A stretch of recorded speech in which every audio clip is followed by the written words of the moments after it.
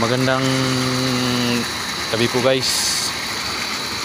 So video ko lang po yung pangalawang project ko dito sa Tibig Silang Gabi. Tapos na rin po, 3x5 lang po ito, skimmer type. Kung nakikita nyo, ito po yung stainless ano po natin na pulse. Yan. Tapos nandun yung skimmer natin, may vacuum tayo, saka drain. Tapos yung dalawang RTP natin, saka dalawang ilaw. So ito po, kung nakikita nyo, may hagdan po yan na 3-step yan.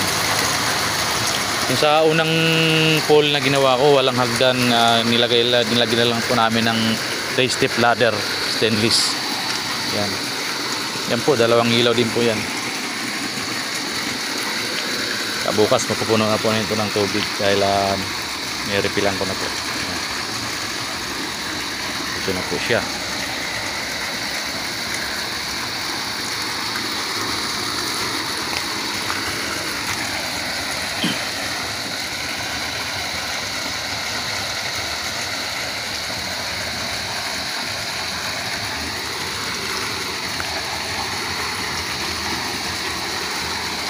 So sa mga nagtatanong, ito po ay ano, 340G all-in package.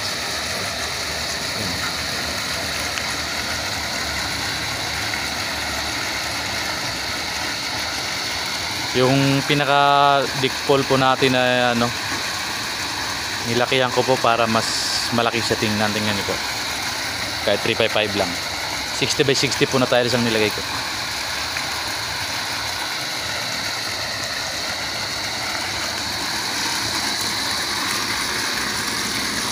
Kahit maliit lang yung pool, malas ano siya tingnan pag malaki yung pinakadik niya.